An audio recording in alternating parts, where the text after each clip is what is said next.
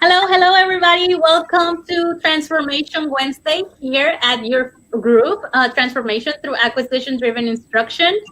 It is Wednesday, and I cannot believe that I have made it to that. I am here tonight with my four amazing friends because, these ladies are all my friends, are people I know and I appreciate so much in so many ways.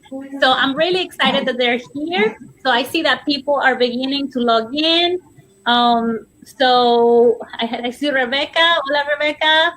And Marisela. Marisela is here too. So we have Rebecca that I see like everywhere. She's like my buddy everywhere. Marisela, Sara. Hello, welcome. So tonight I'm going to, I always begin by introducing myself. So my name is Berta Delgadillo, and I am a Spanish teacher in Savannah, Georgia. I teach at the high school level. And tonight we are going to have kind of like a panel where we're just going to have stories, because it is important to hear different stories, different challenges.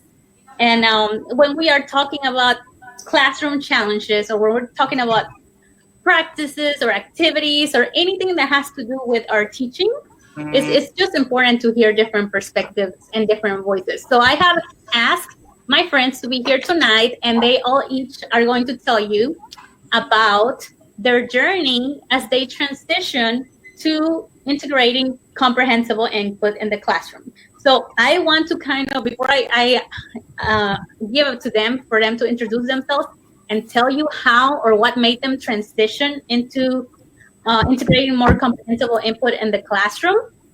I just want to say thank you to you ladies for being here and taking the time to be here with my group tonight. But I am super excited, and I want to say that comprehensible input, as we know, it's an ingredient that we make sure is in the classroom every day. It is not a method.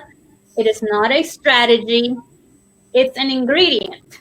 So all teachers can integrate comprehensible input in the classroom.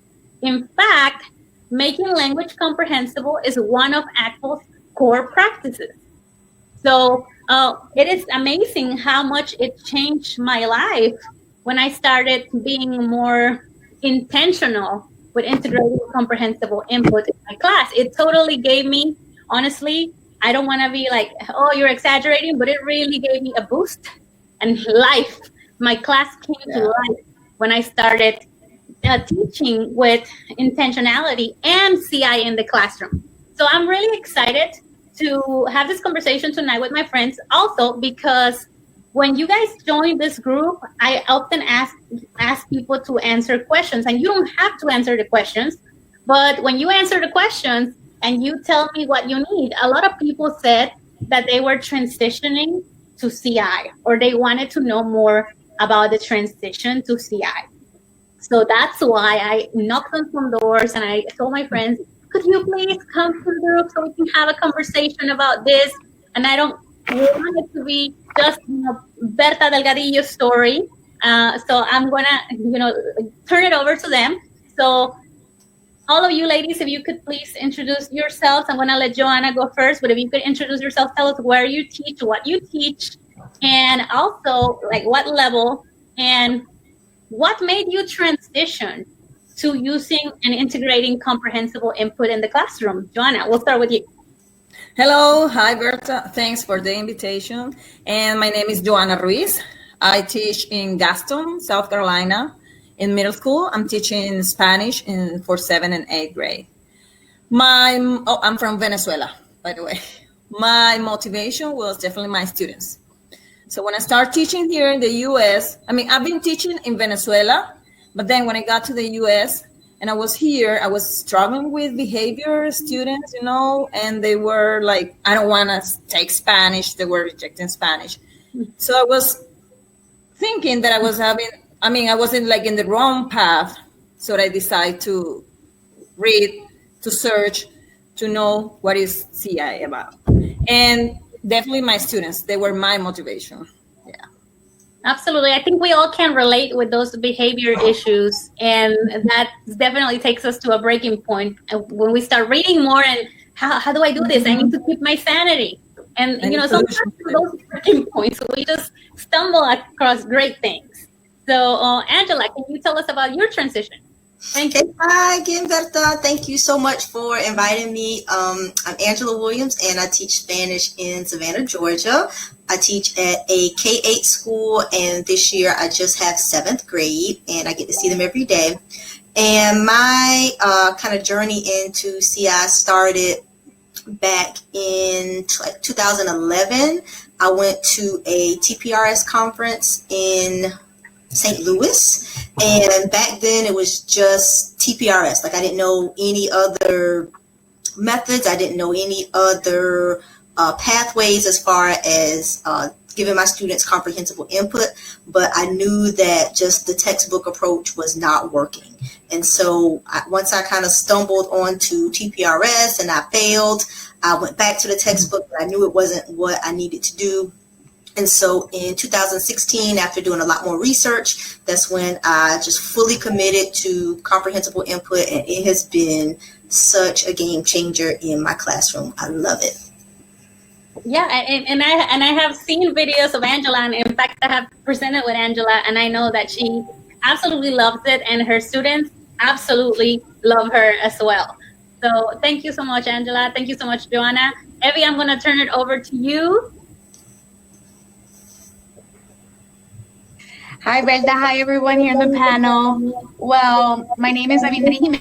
I teach at Arbondale High School in the state of Florida. I teach high school. I teach Spanish 1, Spanish 2, Spanish 3, and AP Spanish. I have the whole bundle. I started when I started introducing my classes into CI, when I observed my students really not really grasping the information and really sharing that they were taking Spanish, but at the end of the year, there was no output. Students were not able to use what they were learning in the classroom. They were tired of the textbook work, and I just wanted them to have the experience of being able to communicate outside of the classroom, and seeing that using content-based teaching was not working was my invitation to say, hey, this is not working. We need to do something new. We need to change this around. And also, after having in District, we had a summer institute that first year that I did CI with Berta, and her sharing with their experience, that was like an eye opener. Like I said, I have to turn this around. I have to do what's best for my students. I the librarian, and I said, put them away because I don't need them. I'm going another route. You're breaking up a little bit, Evie, but you bring up a good point. I know that that's a struggle sometimes with the textbooks, and I think you're super brave for just doing it like that and just sending them to the media specialist and saying, I don't need this textbook anymore. So that's great, because a lot of people, sometimes it's hard for people to let go of the textbooks, and not that you have to if you're listening, but definitely helps. It gives you so much freedom to do what you need to do and fully implement and comprehensible input activities throughout the day. And hopefully we'll get Evie back, because I know that she's kind of frozen. Maribel. So I have my friend Maribel, and by the way, guys, Maribel is like my sister. We've known each other since 2005. So you do the math. We lived together in 3 occasions. I mean, we have been to China together. Just, a lot of history there. So I'm really happy to have her here tonight. Hello, everyone. Like Berta said, I am Maribel Gomez. I used to teach with Berta for the past 5 years. Right? Yeah, 5 years. And then this year I moved to North Carolina, so I left Savannah. I am currently teaching at a high school, same, only level 1, which is kind of like, yay, only one prep. I started with CI. I think the same thing with everybody. I was really frustrated with my students not really grasping the language. They could memorize vocabulary words, they could memorize endings, but they could not put a sentence together. They could not read right. It was just, I was getting very frustrated. I was following the book. Keep in mind that I didn't went to school to be a teacher, and then I landed my first year at an elementary school, and I really didn't know what I was doing that year. I was really frustrated. Then I go to Woodville, and I was the only teacher there. Like, there was nobody else. So I had to teach myself how to teach. And then, so I followed the book. I followed the book because it was easy. It had everything, the guides and all that, but it was really frustrating. I'm like, I'm doing what the book is telling me. I'm doing what the curriculum that the district put up for me is telling me to do. And I'm really creative with my activities from the book. And the thing was also that, when you use a book, they only give you resources for so many years, and then everything else is gone. So I had to create a lot of things on my own, and we were doing all kinds of interactive things. I was using the website from the book with the videos and exercises and everything, and it was just nothing was going on. Berta came after we became in high school, and it was a team of two. I was really lucky to be able to get her to convince her to come over to my school. And then, if anybody knows Berta, you hear because you like her chats. She loves learning. She loves teaching. She's all about it, and she would do all the research. And then it was really nice to have someone else in there. I have learned a lot from her. She's the one that got into CI. I was just frustrated. We would always get together, and I always be complaining about the same things. And but she's the one that decided to go that route, and I was like, I don't know. I'm in my comfort zone. I'm gonna hold on a little bit. She tried it for a year. I went to see her classes, and I would see it, and I was like, how you do that? And then she would tell me, and then I would try it, and then she would tell me something else. I would try it. And then 1 year, I wanted to do flex sitting, and she was like, let's hold on to that. And then we went all this list, and then she took me to Cincinnati with her to actually see things. But I think my first time was actually doing one word images after watching a lot of YouTube, because she told me all about it, and I Googled it, and then I found a lot of videos from Annabelle, from La Maestra Loca, watching them. Then I came across Sarah Berkeley, and oh my gosh, like that lady, I was like, how you do this? Because I saw Annabelle doing it with elementary school, and I was like, yeah, I'm not like that. Like, I just not like. And that's the beauty of CI, and that's something I'm just gonna throw out there right now. And I know that Annabelle herself, she would say this. Be enthusiastic, but being enthusiastic does not mean that we're all gonna be like, the beautiful and super talented maestra. We're not all very energetic and be yourself and be enthusiastic, but be yourself. Stay true to yourself. Your students are going to love you and appreciate you by being yourself, but being enthusiastic as you. So that's super important. Well, and I think one of the things that helped me too is that I am not someone that can just watch videos and just read about it. I had to see it and like know it and be like, all that stuff. So Berta, in all her things, that she always took me with her everywhere. She went to a lot of conferences. I got to see a lot of workshops. I started going to conferences and then walking away from the how to do the textbook thing into how can you engage students, how you do this and that. And then we drove one day. We went on a one-day trip and drove all the way to North Carolina to see La Maestra Loca, and she grabbed me. And I actually went to see Annabelle live. And my first thing that I really, really, truly tried was one-word images. And I was like, after that, I was like, I'm making stories every day. The power of stories, the power of stories. Yes, the kids got really into it. And little by little, I started going to more workshops, experiencing. And honestly, I just follow Berta. She took me along with her to every conference, everything she did.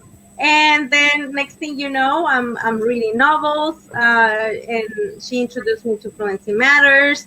At the conferences, we would like sit at night because we always went together to make it more affordable. We would share the same bed and everything. That's another tip. You want to go to conferences, well, when we are able to travel again and when we are going to conferences live, you have to do it with your friends so that it's more affordable for everybody. Because otherwise, it can happen. You're So, right. So I remember the first day I met Bertha. I mean, I was like desperate. My first workshop was with La Maestra Loca in Savannah, in Georgia, in your school. Brought her after it. Yeah. Yeah, and I met Bertha and I saw her classroom and I was in love with all the strategies. Then I was in South Carolina, back in South Carolina, and I was texting her like, "You remember me? I need your help, please." And she was all the time willing to help. Yeah. Thank you, ladies. Thank you so much for those words. They're encouraging me to continue with this journey and continue to share with everybody. But we're going to go ahead and answer some questions, and we can kind of like take turns answering the questions. So if you feel really strongly about one question, we can have like one or two of you answer each question, and then we all can chime in here and there. So we have the question. We're going to start with, where do you start? Like, what do you think, like people who are thinking about making this transition, where do you start? There's no right or wrong way to begin integrating CI intentionally in the classroom. Let me just say that, okay? There's no right or wrong way. The only way that it might be wrong is to not start at all. Not start. Okay, do not start. The other way that can be too overwhelming is that I know when we're searching for things, we can get stuck into that and we're just searching, and we're not like doing. So I want to know, how did you guys, like, what did you start with? Like Maribel has told us that she started with, the one word image because, it all kind of makes sense to her because she saw it live, how it was done. And then she did it and she took off from there. But, how the people who are viewing us tonight, what would you tell them? Those who are kind of like thinking about it, or who are already doing the research and school is starting, what do you suggest they do to begin with this journey and stick to it? I can start. Something that really kind of helped me really ease my way in was a movie talk, and I know a lot of people really have a lot of success with movie talks. And so if you don't know what a movie talk is, you take a short video clip and you kind of narrate it for your class. So you stop it at different points and you tell the students what's happening. You can ask them questions to help gauge comprehension. And so for me, that felt really safe and easy. Because I'm not one to really just jump in all the way. I have to kind of see it first and try it out and really make sure I feel a lot more comfortable doing it. And just really watching a lot of demos of movie talks just really kind of helped me ease my way in. And from there, I've tried so many different things, but it was a lot easier for me to try with movie talks. Okay, so one word images for Maribel, movie talks for Angela. Okay, and I think that's great to point out that under the CI umbrella, that means all the activities that are derivative from CI. We have, TPRS, we have TPR, we have movie talk, aka clip chat, and then we have picture talk, and we have Card talk. So many games. Yeah. So a lot of it. So I know that it's a lot of research, but if you find one that you click with, that helps so much. That's kind of like, you're opening the door, and then you're going to feel that force from that one activity with your students, and you're just going to want to do some more. You're going to go, it's going to give you the energy to go research some more for your students. And I cannot wait to try this other one. So anyone else wants to share? If you have I want to share. For me, like she said, movie talk, like Angela just said, movie talk is really good and very engaging for students. So it's really different where you stop, you tackle using different frequency words that you use in the classroom. For me, for example, what really helped me the beginning of the year, I had in mind, I have to create relationships with my students to be able to connect them to what we're doing. So what I did, I started with picture talk. What I did, I took a picture of myself with my family, brought it to the classroom, and that's how I started. Like I wanted to share at that moment with my students, who am I? What do I like? So I took a picture of myself to make it more meaningful with students. And there we started talking and picking things out, and I had students observe things and share what they thought it was, and we started like going back and forth with vocabulary words that some already didn't even know they knew. And that's really how I started. I started very simple, taking it easy. And I used that experience to introduce myself into CI and also create relationships with my kids, because I was letting them know who I was. Who is Miss Jimenez? You know, this person that this came in, especially that my students came in and there's like this classroom with no desk. What is this? So I wanted to get a little bit of that stress away of all the new things in the classroom by letting them know who I was with a simple picture of me with my family during the summer. That's how I started.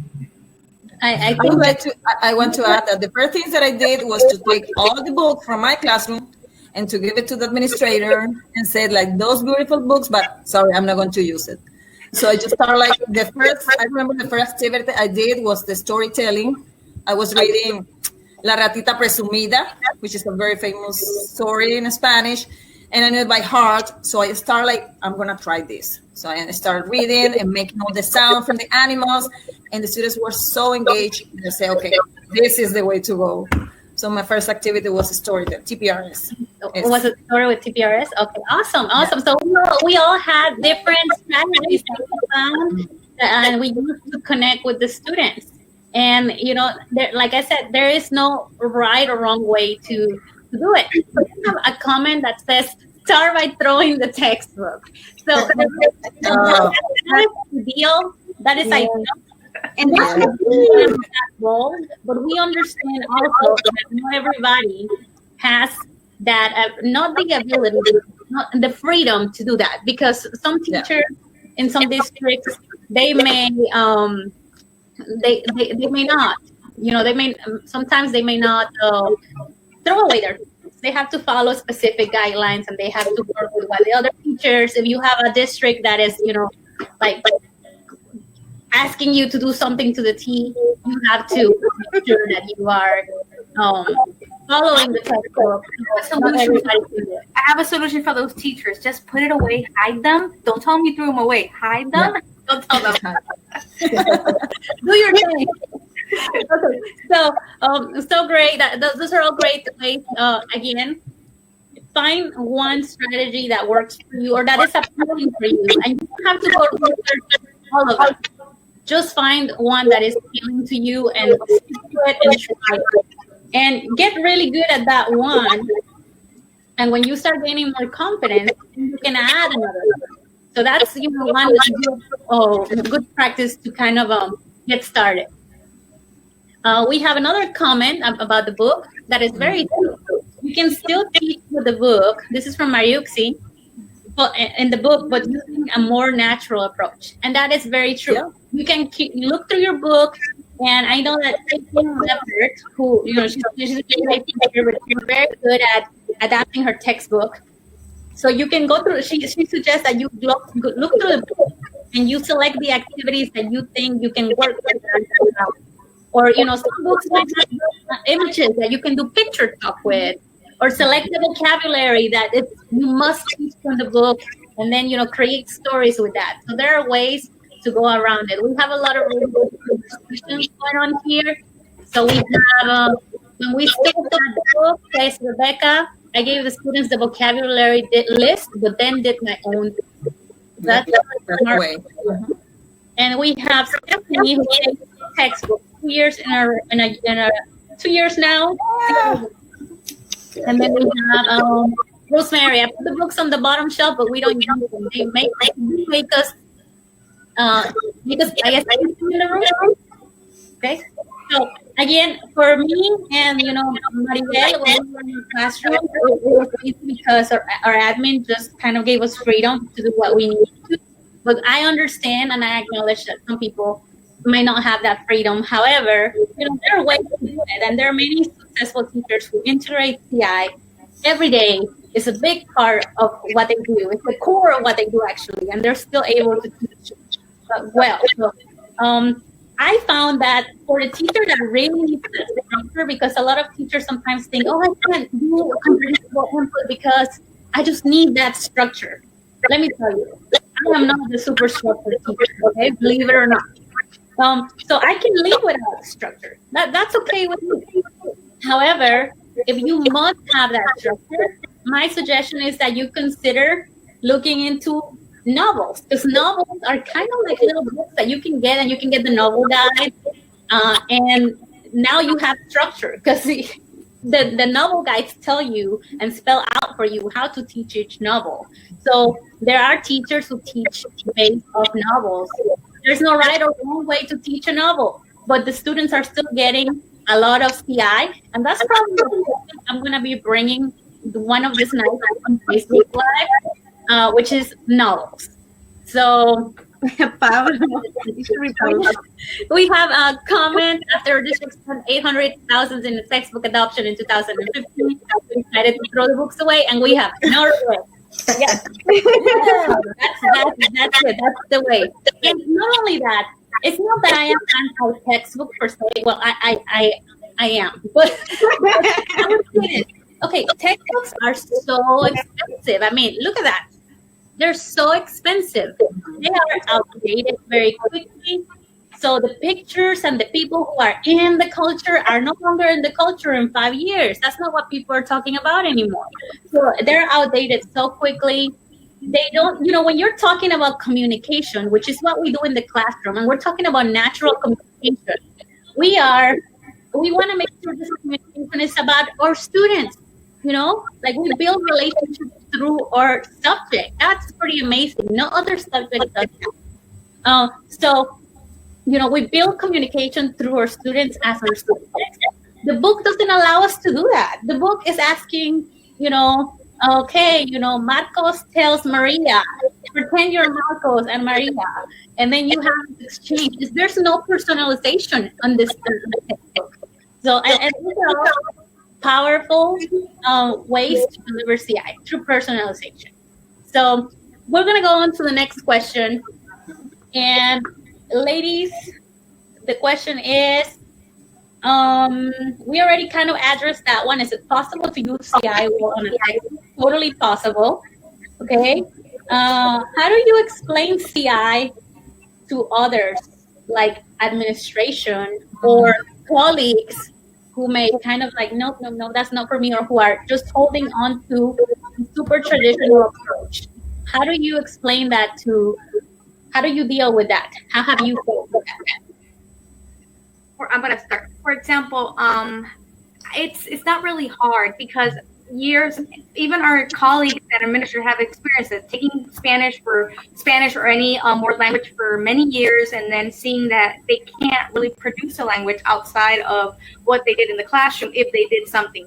So I just started by the simple, letting them know that we need to make sure our students are able to engage in spontaneous conversations outside of the classroom, and that's what we're working for, and that we need to make everything in our classroom understandable, and that all these things that we do, like for example, that for many administrators and colleagues, when they see that we don't have desks, I go by explaining how movement, how kinesthetic in our classroom allows our students to acquire language while we're using all these fabulous strategies. It's like, oh, really? Wow. I thought, you were going crazy. No. And, just letting them know that we just want to build in our students a community where they are engaged, where they feel self-confident in sharing the language and acquiring language they can use outside of the classroom. Everybody's in it. It's like, whoa, yes, I love Spanish. I want to be in your classroom. And, people really, really become interested in knowing what we're doing, because people have experienced year after year being in language classes and not really being able to even greet someone outside of the classroom. So that's mainly what I tell everybody that asks me, what am I doing and why am I doing all these new things with my students? So in other words, if you are diving into CI, and you are maybe, even if you're not a pro, you're trying something that you're completely comfortable with, open the door of your classroom and invite people to come see. Invite your admin to come see what you're doing. Exactly. Sometimes we don't even just open up, be open to let people come in and sit down in their free time and sit down in your classroom to see what you're doing. And people, just for being in your classroom a few minutes, they're going to be so happy they were going to want to be there every day. It's kind of funny because, since I moved, I don't have the same administration of the same school that I have in Savannah. So I have desks, and I have 35 of them. And I've been asked to if I can remove them, because when they interview me, I say I am a business teacher. And when I went and visit again, I say I'm not gonna need the desk. And, I am replacing a teacher that's retiring. She's not quite there, so we call teaching right now. And so the desks are still there. And I have asked, can we get them out of here by the time students come back, because we went on the week. And she said, well, we have to provide them. I was like, you can just try it. Just try it. If it doesn't work out for us, then I don't know.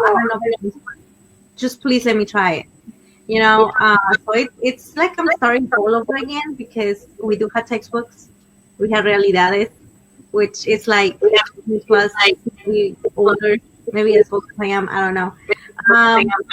And so it's a little bit like starting over, trying to show my administrators, hey, this is what I do.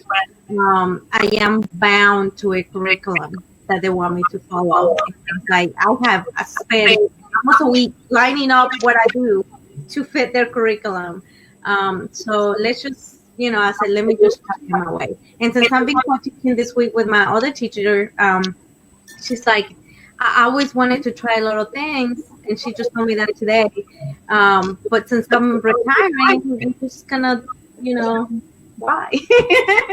So she's leaving. She doesn't want to learn anything new, and I'm very blessed that she's allowing me to just come in with everything. And she just, letting me do it. Yeah, and I think little by little, it'll happen. I hope so. I have to say that I'm blessed, because I'm the only teacher in my school. I have no real issues with my administrator. But for me, it was important to let them know what I'm doing in the class.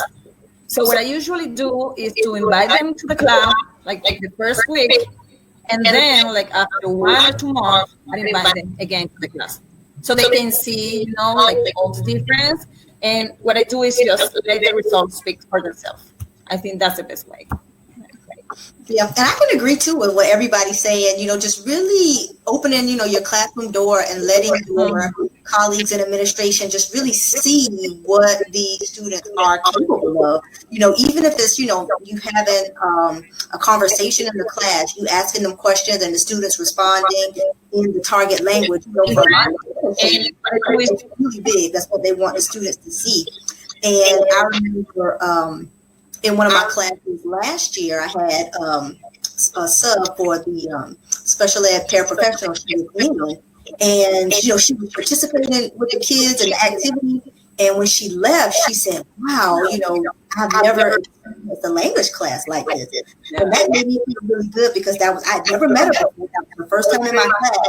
She was able to kind of jump in and kind of act like she'd been there the whole time. And, it just really shows you the power of, really making it comprehensible. If somebody can like literally jump in your class and just know what's going on, then it just really makes you feel like, wow, I'm really learning this out, and it actually is making a difference. So that's what I want to add. That's amazing. I had a similar situation like yours, Angela, where also the special education teacher in my class, she just loves coming to my class too, and she's like, oh, when she's talking about, we're talking about differentiating students, like you differentiate for all students what you're doing in the classroom. It's just so natural to do it. We're teaching with comprehensible input in mind. So we have a couple of so hola Aileen, hola Dawn. We have a question. How do you feel about participation in the Spanish 1 classroom? What metrics do you feel can measure student participation? So I'm gonna let you guys, answer this question, and then I'll chime in my 2 cents at the end. But if you guys, some of you might want to answer, and I do not know. I apologize to the Facebook viewers. I don't know if you guys are hearing the echo, but for us in the recording studio, you can hear an echo. So I don't know if you guys are hearing the echo Facebook Live. If you could please type in the comments if you hear it or not. Hopefully you cannot hear it and it's just us. But please let us know. The echo is kind of bad right now. I don't know how to troubleshoot it right now. But the question is, how did you feel about participation in the Spanish 1 classroom, and what methods do you feel can Well, for me, for example, Spanish 1, because it's like their first, for example, some high schoolers, their first like time in a language classroom. I really don't measure the amount. I just praise for any amount of participation. Even if it's just a little bit, whatever they do that in which they're engaging and participating and trying, I just praise and I make them feel happy that they're in the classroom because that's their first exposure to the language. So in Spanish 1, it starts, little by little until you get them to buy into the language acquisition process. So I just, take it easy, relax, and just when I see just a little bit, I'm just praising them and making them feel happy and making them feel proud, like if they were talking and made a whole conversation. But just that little bit, I'm just happy and appreciate that they're trying to keep their affective filter the lowest they can. Absolutely, and that is key. That is key. So, people said that if we could mute ourselves unless it's our turn to talk, maybe that will help the echo. So. Yeah, do I have my... Okay, yeah. Okay. One second. Okay. Sorry. There's no echo. Yeah. I think it's like if you're on your cell phone and you have the same page open at the same time. Yeah. I don't know. I just turned it off, so hopefully the echo is going to be gone. Okay. Sorry, apologies to our viewers for the echoes, but I think it's gone for the most part. No. Hold on, let me. Yeah. No. No echo. Oh yeah. No, I can hear it. So let's see. Can you start muting Evie, Joanna, and Angela? Okay. You guys try muting. Okay. All right. So our viewers can hear me fine. Okay, so this is what we're going to do. When somebody talks, then the person that wants to talk can unmute, and then, I'll mute myself. So that way we can have a clear sound. Yay. Okay. So Evie says that, she's just very natural with her students. She praise because she wants to maintain their affective filter low. For me personally, when I first started, I was doing the La Maestra Loca's interpersonal communication rubric to give students, to kind of like ease students into what was expected from the class. So I will definitely suggest that if you have a class that is a little bit challenging at the beginning, you use there's actually like 2 different rubrics. There's one from La Maestra Loca, and the other one is from Grant Boulanger. And they have their interpersonal communication rubrics, and you can definitely use them in the classroom and give them a grade each week. Although I don't suggest you give a grade for participation, but that doesn't mean that you can't start out that way at the beginning, because you want to train your students to respond a certain way, and sometimes that helps depending on where you're teaching. Not everybody has a perfectly behaved class. Not everybody has that. So sometimes you have to do several things. Oftentimes I hear people say, you should never give grades for participation because that is not leading to acquisition.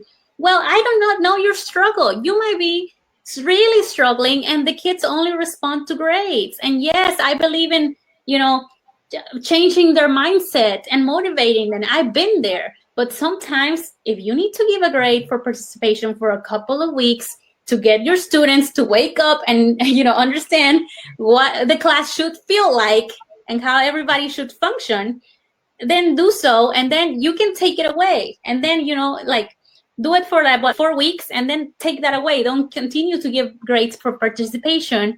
It's kind of like just to get them going in the way they need to respond to all of your cues. So, I think that's valid. And the way La Maestra Loca says for her interpersonal rubric, she's like, this is not a participation grade. This is can you listen to me? Are you responding with gestures? Because we understand communication doesn't have to be verbal, especially in the Spanish 1 classroom.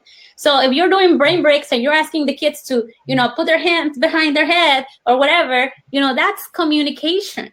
Okay? So the interpersonal rubric should not be looked at as a way to a participation grade, but it definitely helps with that. So that is my suggestion for that. Does anyone from you ladies want to add something to how you handle participation in class, perhaps?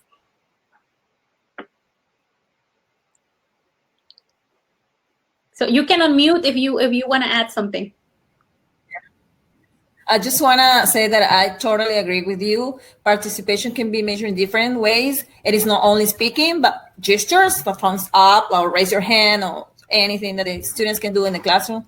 That's very good. That is participation in different ways. Awesome. So we have some more comments. Let me highlight some of these. Oh, by the way, Mary, thank you so much. Mary was the one who suggested to have everybody muted. So thank you so much for helping us with that. I think it's because I had never had 4 people plus me in the studio, so I did not know we were going to generate echo. So thank you for the tip. So Rosemary is saying she pushes all the desks back around the edge of the room. Then they made a theater-like seating in the front middle. She agrees with inviting the admin in. It worked for her. There are no more questions like, why are the desks moved in the back? Where are the books? Admin loves to see the kids in action. Of course they do. Of course they do. So yes, don't be, like I said, when you start feeling comfortable with that one skill you're doing in the classroom, bring your admin in.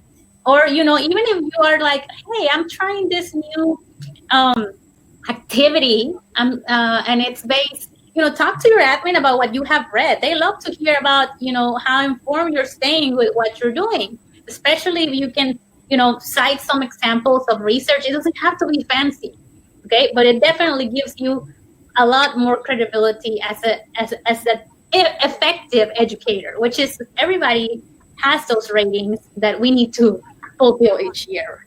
So let's see what else we have going on over here. So we have, everybody's saying that everything's better. So I thought I had some more comments, but I guess I had already seen them. Hey, and Berta, while you're looking at the comments, I just wanted to kind of piggyback on that last comment as far as administration. I think a lot of times administrators, they're just so used to what other subject areas, what other content areas look like and sound like, that sometimes, we have to really show them that world languages are different. We expect the kids to, be engaging, and there should be, conversations and different things happening, where a lot of times some administrators may look for, a quiet classroom with kids writing, or, not much interaction, because that may be what they're used to in other content areas. And so if we can invite them in and really show them, this is what, language class should look like, sound like, feel like, then they're much more open and much more supportive to your ideas, especially if they know that you're coming from, especially from a research-based background.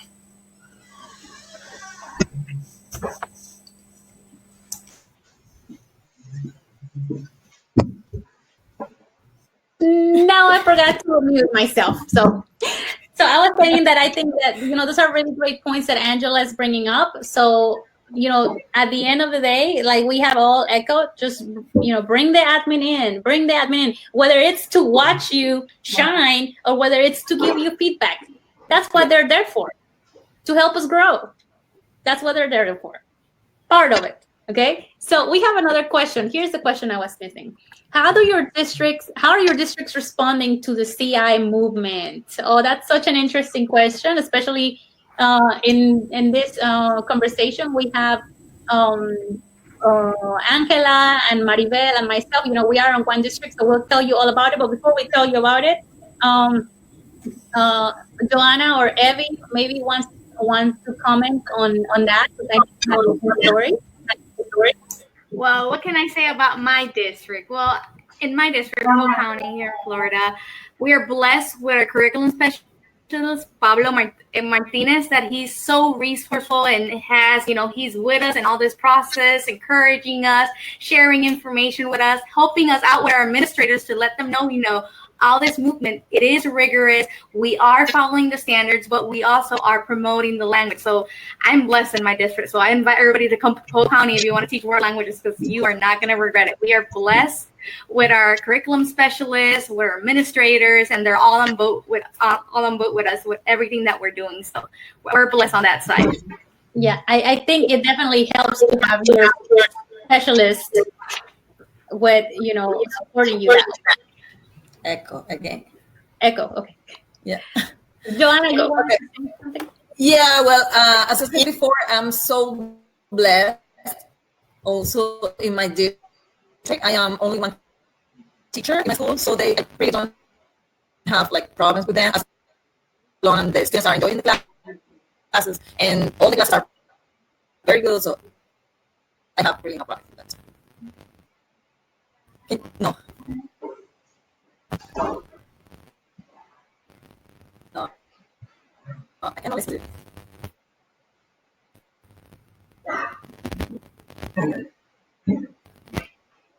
Yeah. Is it working? No.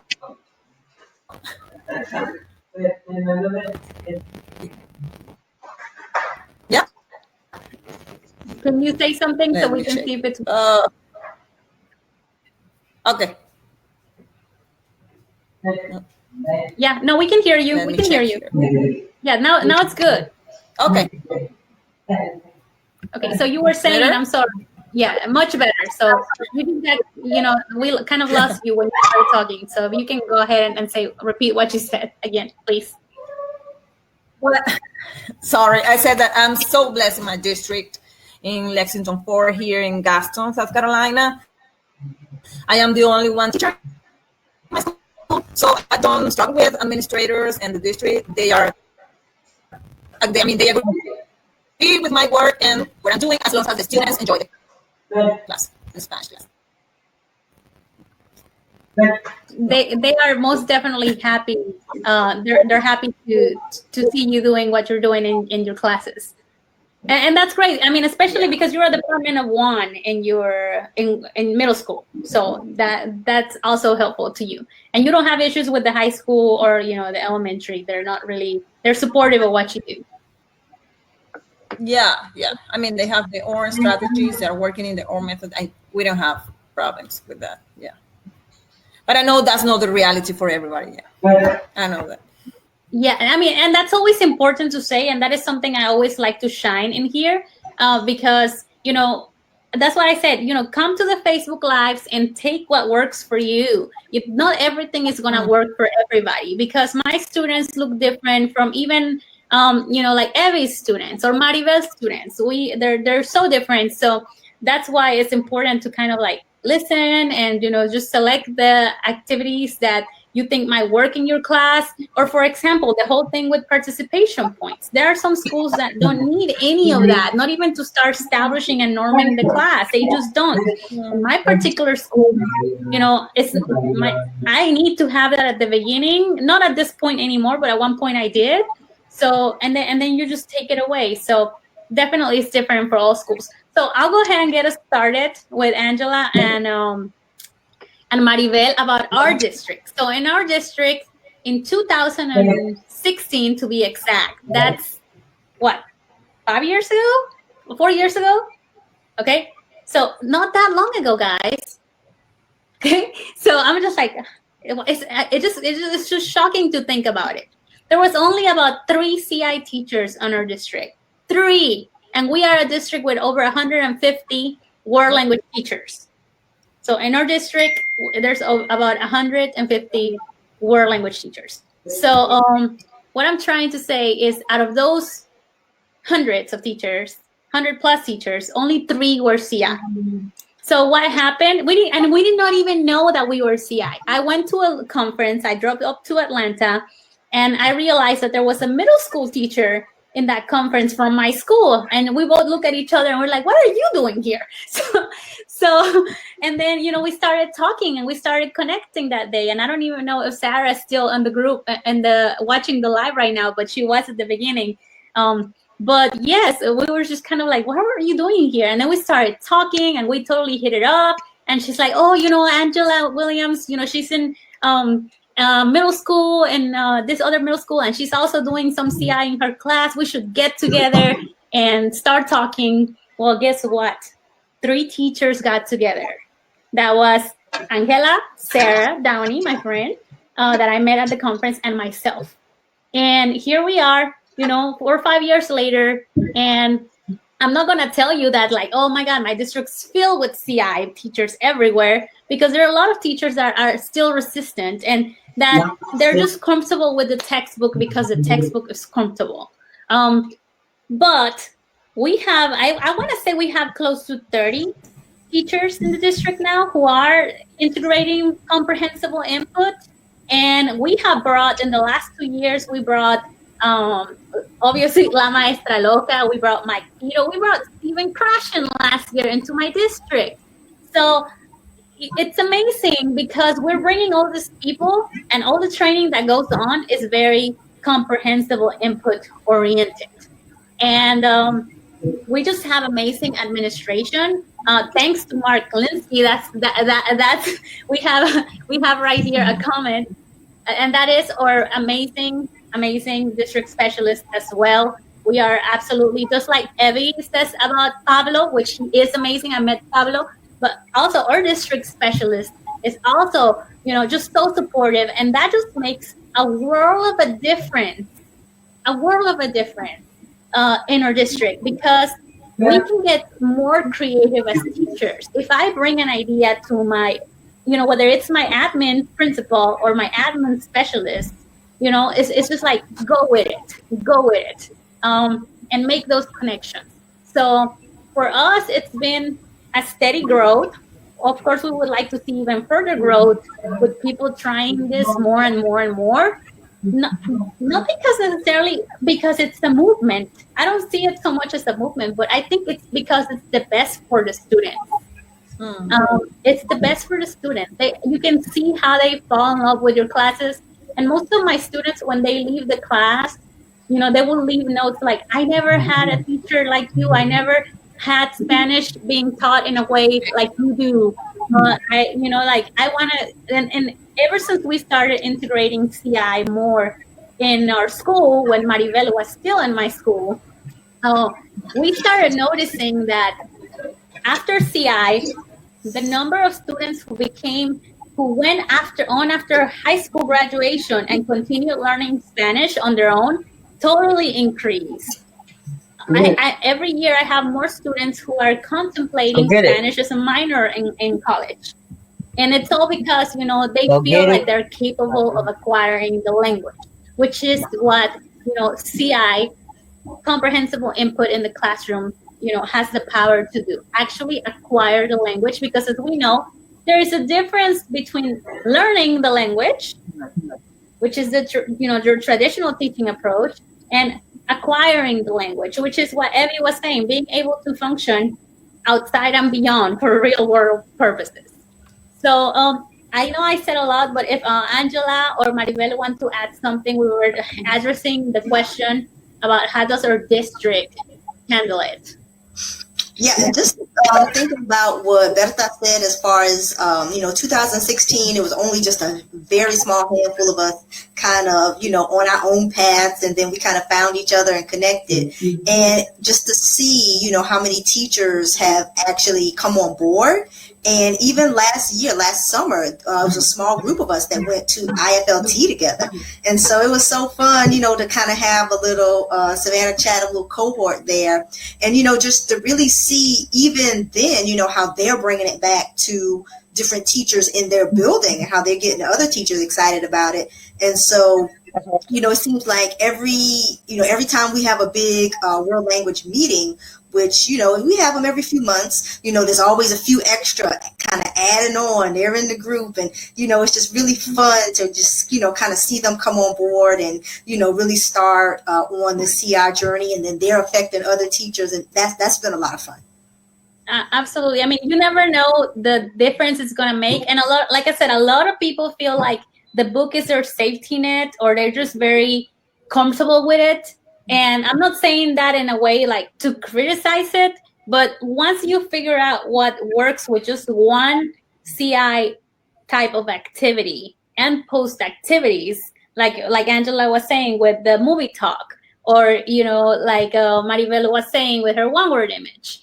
Okay. Once you figure that out and you figure activities to do afterwards, and you kind of start seeing a cycle of how to run your lessons, you don't want to go to the textbook. I mean, you just don't.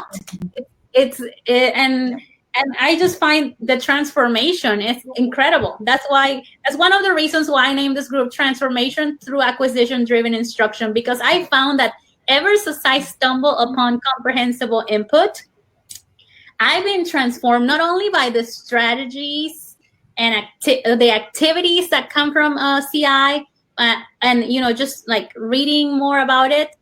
I've been transformed by that, but I also, as a teacher, but I also been transformed as a person with the topics and themes I get to discuss with my students.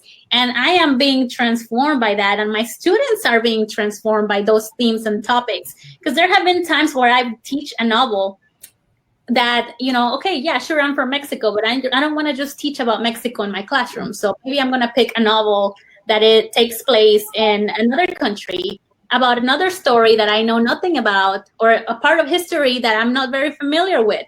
And you'll be surprised how much you're going to learn. And you'll be surprised all of these conversations and all this interest and all this buy-in from the students. So I just kind of want to challenge you guys who are listening. If you haven't started integrating comprehensible input into your classes every day, intentionally, making it the biggest part of your teaching, I just want to encourage you to do so, because we all start somewhere, and there is no right or wrong way to start, like we have discussed. And I would just want to leave it with an answer from each one of you ladies to the following questions. If you could go back in time to when you first contemplated bringing CI into your classroom, what advice would you tell yourself back then? If you could go back in time and talk to Joanna, the years ago when she stumbled upon CI, or Evie, if you could go back in time, what would you tell yourself at the time? Wake up. Hey, Joanna, wake up. You got to start to change right now. But you have to start now. That's what I would say to me. Just wake up and act. Yeah. Just do it. The time is now. Yeah, there is never going to be a perfect time or a perfect moment, or I'll just wait till next semester when we are not virtual learning. If you are virtual learning, actually right now is the best time. It's not going to be easy, Berta. It's not going to be easy. It wasn't easy for me, but we have to start at some point. Yeah. We have to start with something, definitely. Okay, awesome. And let's see, Angela, what advice would you tell yourself back in the day? Okay, I would tell myself to not give up and just keep going. It may not look really nice and pretty and polished now, but once you gain more confidence, really develop your skills, and just really be confident that your students, are accepting, and, they're on this journey with you, that it'll all get better. Like, there's always the next day, there's always the next week. And so just really having, the confidence to keep going and not give up. Excellent. I agree, Angela. I mean, it's just, it may not, sometimes we see the activities online and we're like, oh my God, she does it so great. And we're like, oh, my students would never, or whatever. But think about how many years that teacher's been practicing and polishing their CI game. Okay? Like years. We don't get good at CI overnight. It just doesn't happen that way.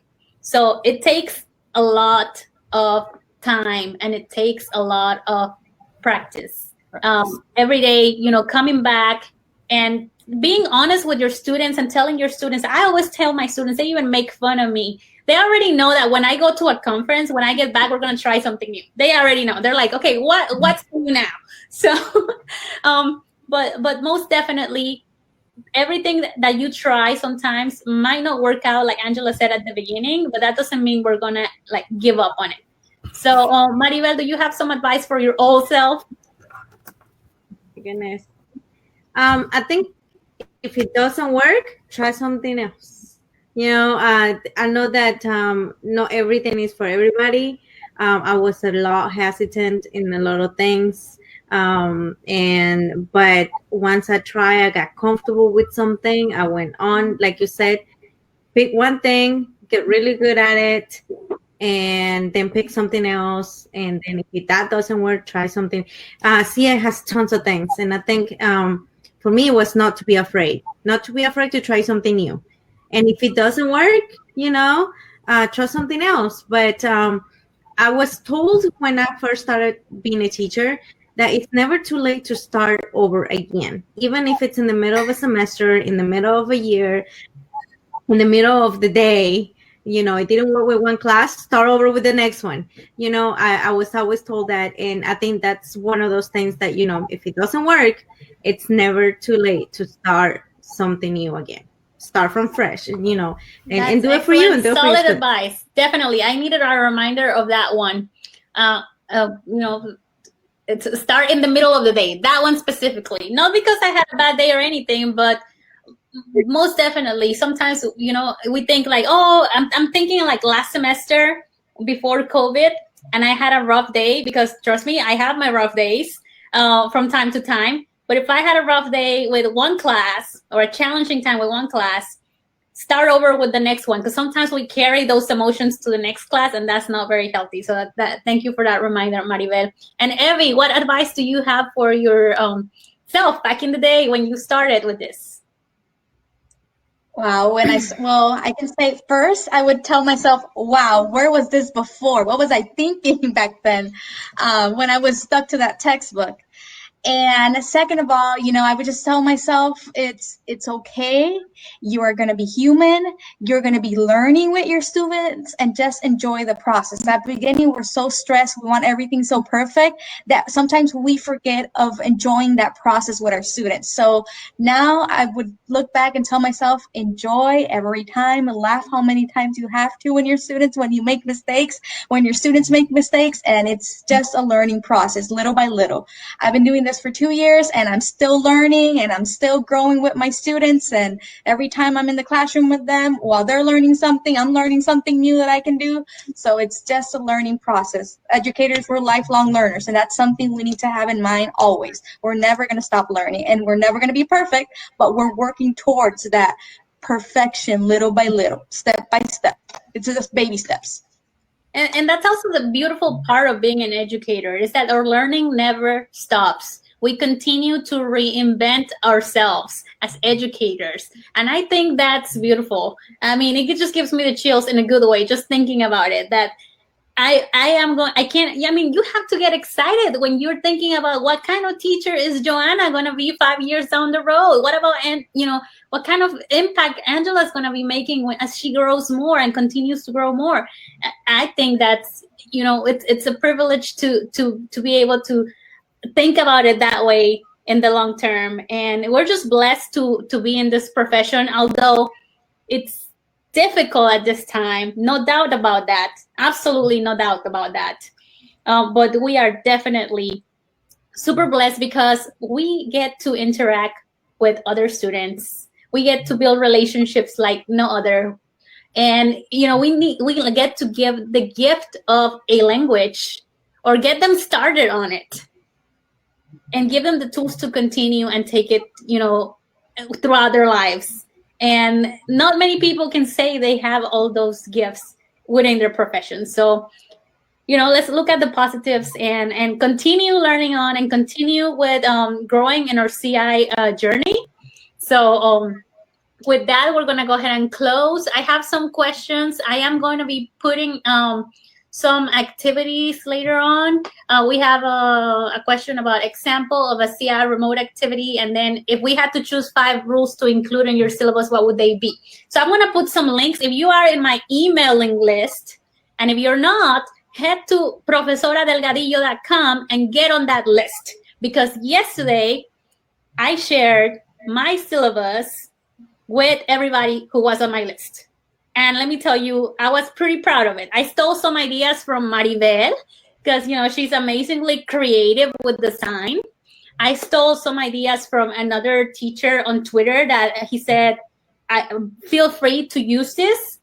And I put together my syllabus, and I shared it yesterday with everybody on my emailing list. So I'm going to share it with the group. And the reason why I'm telling you, see, we have some people saying yes, and it was awesome. Thank you so much for that. So it was very complete. If you're into if you're doing virtual learning, it's geared towards virtual learning. Well, it's not geared towards, like the last 2 pages are about virtual learning, but the first page is for like the class in general. So check that out. I'm going to post it in the group too. And I'm also going to link, La Maestra Loca's interpersonal activities on the group as well that I mentioned tonight. And if you do not know, on Thursday, Friday, Saturday, and Sunday, my friend Claudia Elliott and I are going to be doing a webinar series. And we're going to be talking to you. We're going to be doing a demonstration of how we start our school day 1. Then we're going to talk about how we build relationships with our students in the target language and how we teach with music throughout the year and how we assess our students. So it's going to be a 4-day webinar series. And you guys, the link is already on my group or in Claudia's group, or you're also part of her group. You should see the links in there. It's also on my Instagram. If you want to check that out, we are going to be, for the people who come to the webinar, we are going to be sharing a lot of our resources that we use. So I want to encourage you to join the webinar if you have some questions on how to do assessments virtually, because Claudia is hybrid right now, and I'm 100% virtual. So, we're teaming up, and we're going to be able to bring answers to all kinds of learning scenarios. So I hope to see you guys there. Joanna, Angela, Evie, Maribel, thank you so much for your time. I cannot thank you enough. And I'm just honored that I get to have this conversation with you guys because, it's not every day that I get to have all of you guys in one place. So I'm just really excited. So we're going to go ahead and say goodbye to our viewers right now. And we hope to see you guys next Wednesday for Transformation Wednesday.